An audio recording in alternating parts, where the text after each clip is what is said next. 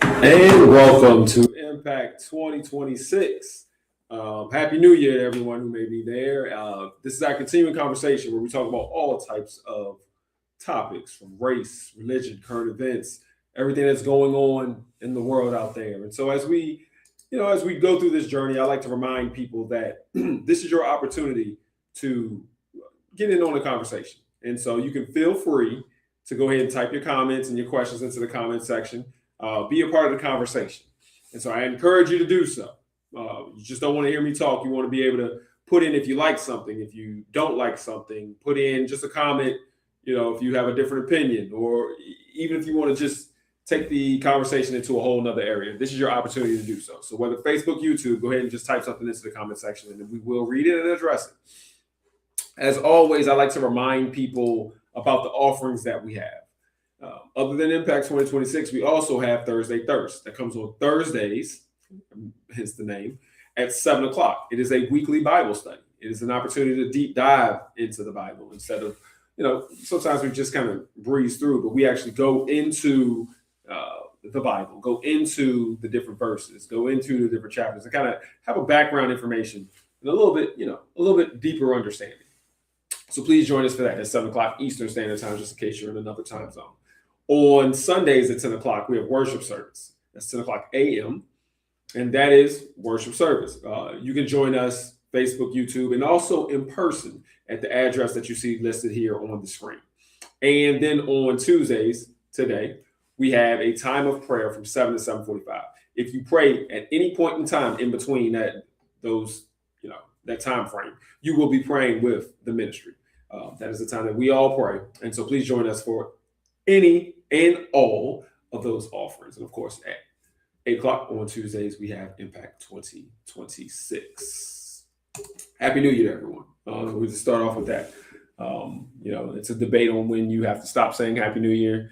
But I'm going to go ahead and say it anyway.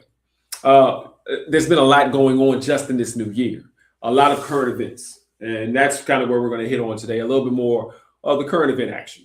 One of the things that's happened that you may have seen is that the United States has decided to go into Venezuela and capture and take out the president and bring him here to be on drug charges. A little bit of an amazing thing when people see you see a nation go into another nation and just decide to capture their leader. It's not usually a thing that happens, but hey, that's the world we live in now. We're a little crazy over here in the United States, it appears. Lost our way. What else has happened? What else has gone on? Well, there's been a lot of fraud cases that they say that's happening in Minneapolis, if I can say that right. And Minnesota. Is it Minnesota? I think. But there's a lot of fraud cases been going on, and the Somali population, immigrants, has been targeted by the government. That's a thing that's going on right now. It's craziness out there with that particular situation. If we're still kind of looking into the current events, also what had just recently happened is that we lost one of our storied institutions. Is the corporate broadcasting Corporation of Public Broadcasting. If you know, that's the corporation. You've kind of seen that. Most people have seen it at some point in time in their life, especially if you have young kids or you remember being a young kid. That's the corporation, or that's the organization that funds or help fund PBS, Public Broadcasting, and NPR, National Radio. These are the organizations that give out free news and free programming. They also since 1967, I'm sorry, has been able to fund just a bunch of different, free programming, because their idea was that quality programs should be able to go to everybody regardless of your income, and you should be able to have news and educational programming across the country regardless of your income or your situation. So as long as you're able to have a TV and be able to cut it on, you should be able to get some free public television. If you have a radio, you get free public radio, national public radio, with the NPR. And one of the most famously, they initially funded Sesame Street, which for years educated a lot of kids. Even now, kids still watch Sesame Street, even though it's not under PBS anymore. It's really kind of moved. Um, it's moved to Netflix, I want to say, or HBO. It was with HBO and maybe with Netflix now. I don't know. It's somewhere, but it's moved. And so as a result, that has now been defunded. Congress decided last year that they weren't going to send funding anymore, even though Congress is the one that established it back in the 60s. But that's gone. And so it doesn't mean that PBS is gone and NPR is gone. They now have to find funding from other sources. They can't get it from the government. They can't get it from the broadcast corporation for public radio or public broadcasting. And so those are some things, hot button issues that are going on right now. Those are some of the new topics and just the 6 days that we've had here in 2026. And so, got a comment. That's where we at. If we're all honest about the United States, it was founded by a takeover of land occupied by Native Americans and Mexicans. Now they take over Venezuela because the oil companies want the oil. Absolutely. It's crazy that's what it is. We're right back at it again. We had Saudi Arabia, or Iran, Iraq, when we were out there in the Middle East and we had the war in the Middle East. And we knew that when we went into Iraq, it was all about oil. And and some other little things mixed in, revenge and all that. But it was, we were trying to get that oil. We're back at it again, trying to take over countries so that we can steal their oil.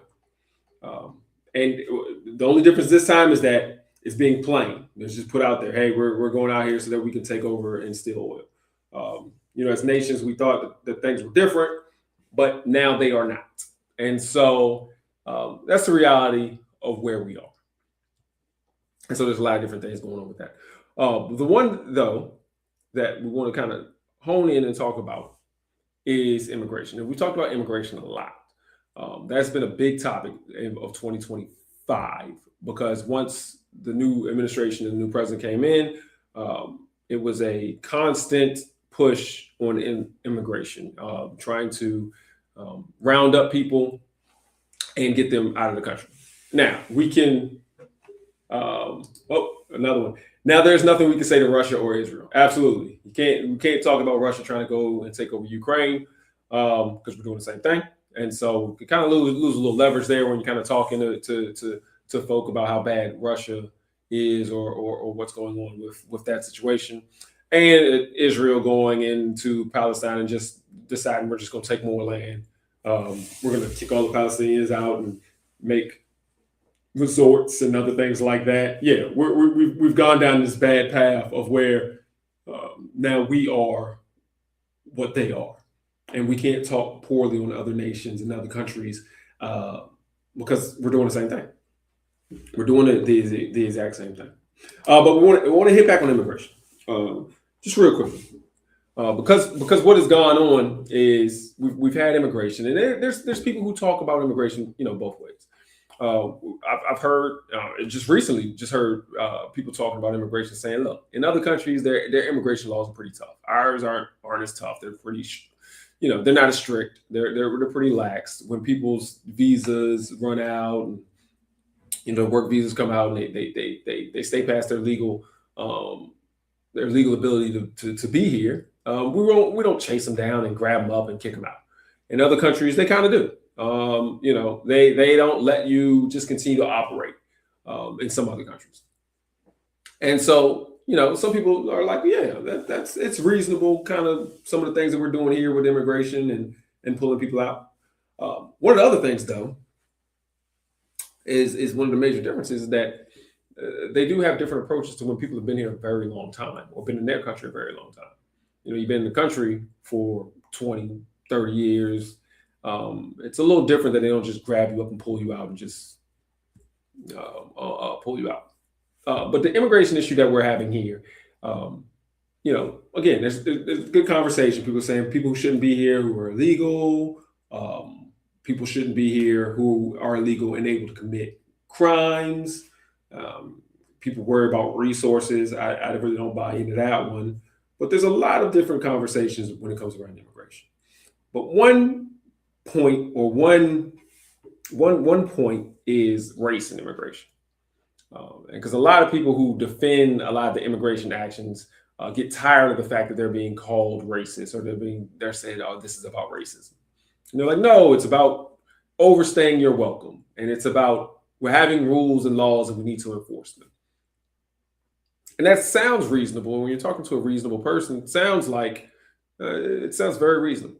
But then the truth comes out, and the truth is, uh, right now, like right now, they've sent 2,000 federal agents into Minneapolis to try to get the Somalian immigrants, because they said the Somalian immigrants are out here causing issues and crimes and things such as that, um, which is not true, which has been debunked. There's no more crime in the Somalian population than there is anywhere else. The Somalian immigrants were welcomed into the area for the most part by the local government. Many people will say it saved the economy in the area. So then, why are these Somalian immigrants really being targeted? Well, we've talked about it before. We'll talk about it again. It's because they look like me, and literally look like me. Um, it's a race issue. When they're talking about they're going through and they're breaking down people's cars and picking them up at courthouses and doing things such as that, they are doing those in communities across the nation. But most of the people who are getting roughed up, most of the people who are getting assaulted, most of the people who are getting picked up while they're trying to get their kids from school, those are brown people. Those are Hispanic people. And then, of course, we have to go back to one of the number one things.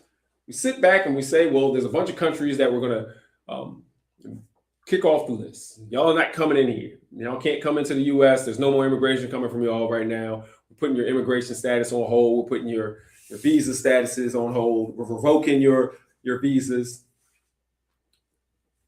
Mostly, practically all Black and brown countries, while simultaneously sitting back and saying that South Africans, only white South Africans, you can come into the US and you can have preferred status. If you don't believe that this is a race issue, then you're either missing something or you're just, fooling yourself so that you can feel better about your position. But I think the problem is that this is a significant race issue when it comes to immigration, because brown, Black immigrants are being targeted differently. They're being talked about differently. And, from my standpoint of what I've seen on the news and whatnot, they've been treated differently. Now, there have been plenty of other people from other countries, plenty of people with different skin colors who have also been caught up in the immigration raids and the immigration struggle. But that does not change the fact of what has happened when it comes to people of Black and brown skin color. The Somalians. Why are you calling out Somalians? Out of all of the different people who are here, you're calling out the Somalian population. And then you can make excuses and say, oh, well, it's because, they had a fraud issue up there with daycare. And this is the second time we've talked about Somalians in Minneapolis. The first time was when it was on the campaign trail, when the lies were coming out that they were out here stealing people's pets and cooking people's pets, and they were just doing bad things. They were doing those lies so that they could try to win an election. And now they've come back again, and now they're talking about, well, all these people are committing fraud and bringing crime into the area. Now, is there a fraud issue up there when it comes to getting benefits and things? The government has acknowledged it. There was a fraud issue. And so they said, hey, we had an issue with some people who did fraud. Those people were, prosecuted for the crimes that they've done. There we go. That's what it is. Does that mean that all the Somalian people that are there are a part of that issue? That all Somali people are doing crime? No. So why would anybody say that? It's because they have black skin, because they're Somali. It's because this has always been and will always be for this administration a race issue. And the problem I think that a lot of us are having is that we're deciding to jump in on this issue and being like, oh, no, it's fine. It's about the law. You ignoring the fact that that's not what they're doing. They're doing race. Oh, we have a comment. And it's not about what others do. It's about what you do. Yeah. That's good. Because it's not. But in reality, white people have allowed racist whites to have their way. And the reality is it benefits you. Yeah. And so here's one of the reasons that I brought this up. It's because we've come to a point where a lot of people have sat back and say, well, what can we do? The administration is doing whatever they're doing. So they're going in here and they are literally murdering people all across the world. When we talk about going into Venezuela and getting the president, it wasn't like they just walked over there and intimidated some folk and grabbed the president. What they did was they dropped bombs. They said they sent 150 planes and dropped bombs so that they can go into this compound. And they went through and murdered people on the security staff in order to get to the Venezuelan president and his wife and one other high official that they brought in. And so they haven't even announced, no one has announced or really talked about the death toll of that. And so you got people who are just working their jobs, security to the president. That's, just like we have.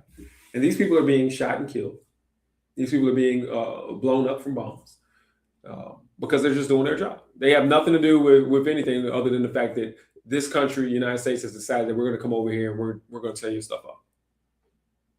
And so we're murdering people. And that's it's not the whole country. It's the administration has decided that we're going to just do what we want to do. We don't have to get approval from Congress. We don't have to get no declaration of war. We're just going to go ahead and do whatever we want to do. And then when it comes to immigration, when it comes to people here, we're just going to do whatever we want to do. We're going to rough up whoever we want to rough up, and we want to do what we want to do. And so it comes back to a race issue because people with brown skin are being treated one way. People with black skin are being treated in a similar manner. But what are we doing with these other nations and these other countries and these other people? Why don't we talk about them the same way? We roll out the red carpet if you are a white South African. But every other nation where you may have black or brown skin, we treat you like trash and we call you derogatory terms. So why are we bringing this up and why are we talking about it in 2026? Because there was an article, articles that have come out. There have been comments and posts that have come out where people are saying, well, what can we do? They kind of frame it in Democrat and Republican things like, oh man, the Democrats ain't got no power. What can they do? We got to stand up and do something, blah, blah, blah, blah. That's great. But I'm not framing it like that. It now comes in frame to, as people of God, what do we do? What can we do? When we know, and we can plainly put out here that our government is now oppressive. Now our government is out here doing things that we're, that no one signed up for, whether you voted for this administration or not. You didn't sign up for the stuff that they're doing because they're not asking. They're not getting buy-in. They're just doing whatever they want. And they're saying, well, tough. Can't nobody stop us. We're just going to do whatever we want to do. And so then it comes back to what we do. We have to acknowledge the wrongs. For whatever you think about the immigration issue, we acknowledge the wrongs. It's racist. Got to acknowledge that. But then what can we do? And then we acknowledge, all right, they're going into Venezuela and taking out the president because they want the oil. One, and these are Hispanic people, so you don't really care about them at all. And then two, you want what they got, so let's just take it. It's the same oil that they have in Canada. They call it heavy crude. So Canada has heavy crude. Venezuela has heavy crude. The other countries have light, sweet crude. But we can go into Venezuela and take theirs. I don't know what's going on here with that. But the question is, what can we do? The question comes back to how do we push back? And I think that it's come to the point, especially for people um, people of faith, is that now and we've talked about it before, but now we have to start to show what power we have, if we have any left. We have to be able to push back on the administration and show the administration that we are in charge and not you. You were put there to do a job. You're not doing it, or you're doing it in a way that is against the norms or against what we want. So then, how do we show and how do we push back? I think we've, as people, we've sat back and we've become very lazy and very complacent, and also very assimilated. Because the way that you're supposed to do things is, we're supposed to sit back and let the politicians do stuff. We're supposed to go through the legal process. We're supposed to make sure that we allow stuff to happen, bad things to happen, and then we complain about it later on, and then we beg a judge to try to fix it. That's the way we're supposed to do stuff, because we've assimilated into this society, and we got to lean on our politicians. We need to write a letter and let those politicians know that we're not going to stand up for this. We need to go to a town hall and fuss.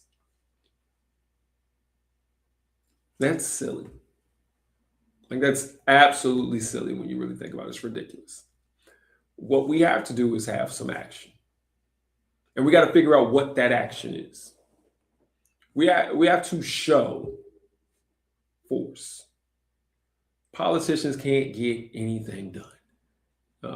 If you haven't learned this by now, I think, and I'm just keeping it plain. If you haven't learned this by now, our Constitution, our laws, our framing of this nation that we've come and that we've had, it wasn't a great job. It wasn't a bad job. They put it together, but it wasn't a great job. Most of the stuff we have has no teeth in it. They talk about justice delayed is justice denied. We don't have a justice system that moves quickly unless you're poor and they want to prosecute you quickly. Outside of that, this thing doesn't work. Like, you look at it and you read through, well, all right, so what happens when somebody does something bad? Well, we could, what happens when the president does something bad? Well, after they do something bad and they continue to do something bad, then we could go to the court and we can ask them to pause it. And then the court can say whether they should pause it or not. But what if they refuse to pause it? Well, then you go to the next court and they'll say, you better stop. But what if they don't stop? Well, then you can go back to Congress and then they can vote to impeach them. But impeachment is only just a ceremonial thing, because then you got to go to the Senate and then they got to vote to remove them. And then, man, it's silly. None of that do anything. And what has been shown is that bad people, people who want to do things and kill and harm and whatever, they just do what they want to do. And in this country, we can ask them to stop. And so the problem that we have here now is that we've been trained up in that way. And now we're stuck in a situation where we're asking politicians to ask the courts to ask the administration to stop. Whereas instead, we can flex our power. If there's anything that we've learned from 2025 with Target, is that when we want to do something and we want to show people that we have power, it works and it's very effective. It's very effective. And I think that's where we have to be. The only conversation that we need to be having is, what are we going to physically do? What are we going to physically stop doing? What are we shutting down? What are we disrupting? What are we ending? Because that's the only thing that truly works when you have somebody who doesn't follow by any of these norms and these rules. And that's where we are. I think we're at a point where we got to stop begging politicians to solve all of our problems, where we got to stop asking judges to come in and solve all of our problems, where we got to stop believing that this broken system somehow is magically going to work again. What has to happen is that the people have to show that we're in charge. and that we have power. And I'm not trying to talk in a revolutionary way, like, yeah, let's burn it all down. But no, just like what we did with Target. Look, you think you're going to get our money, or you think we're going to continue to do things the way that we're going to do them? No, we're not. We're going to shut it down until you get your act together. And that's what we have to do, especially as people of faith and people of God and churches. We have a lot of power that we've forgotten. I think that we had, and we got to remember that we're not just here to talk about it. A lot of us has gotten a lot of government money, and I guess we got our hands in their pockets, and so we can't really do what we're supposed to do. But we gotta start shutting some stuff down. We got to start reminding people of the power that we have. We got to be able to, again, as we do, learn how to sacrifice again. That we don't need everything. That we don't have to go everywhere. Comment. And the first thing they talk about is oil. The scripture teaches us to do unto others as you would have them do unto you. So, do you want others to take over the U.S.? Yeah. Do we want other people coming up in here? Because probably a bunch of people who do. Honestly, let's keep it real. There's probably a bunch of people who would love if another country came up in here and took our president and put him up on charges. It's a bunch of people probably in the White House. They'll leave the door wide open for them. I see the bad people coming. Forget to lock the door. So in reality, they probably would want that. But you got to be real. Do you do unto others as you want them to do unto you? Do we want? We're treating other countries in poor manners where we're going to take your stuff. Where we're trying to be conquerors. And going way back into the time machine to a moment of where we're taking over stuff and we're trying to make an empire and do things such as this. And all that's steeped in is greed with the oil and racism. So I like that comment. That it's right there. Got to do unto others as you want them to do unto you. But I think, and we've come to our time, is what we seriously have to consider is what action we're taking this year. What action we're taking going forward. We have to show people, and we have to demonstrate the fact that the church has power, that people of God have power, that people with morals have power. And I think, that solves another issue of, the size of our churches and our ministries as people have talked about. There's been a little change in the amount of people who have faith and the sizes of church as well. One of the ways I think to bring it back is to show them that we have power. A lot of people are like, well, why go to church? Y'all not changing the landscape of of what's going on out here. Well, I think we have to start doing that. And so, that's where we're at. And that's, it's a weird start to the year. But I think we have to really sit back and look at what we can do and not what we can say. We've said enough. We said it all in 2025. Let's do it all in 2026. All right. Well, that's it. I want to remind people about our other offerings. Thursday Thirst. Please be there. Start the year off right. Come on now. A lot of people like to have these resolutions and everything like that. Well, let's be resolute in going to Bible study, to diving deep into the Bible. So Thursday Thirst, 7:00, right here. Facebook, YouTube, 7 Eastern Standard Time. 10:00 on Sundays, 10 a.m. Time of worship. Facebook, YouTube, and in person, as you see on the screen, if you are in the Richmond, Virginia area. And then, of course, on Tuesdays, we have our time of prayer from 7 to 7:45, and then at 8:00, Impact 2026. Thank you for joining us. Let's start this year off right. It has to be a year of action. I know this is a program where we talk, but after we talk here, we got to get to some action. All right. Thank you, everybody, for joining us. Thank you for the comments, and join us again.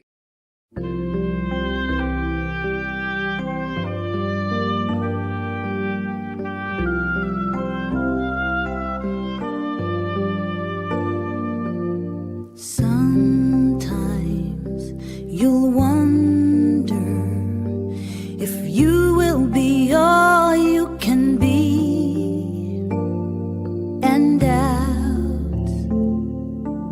can climb.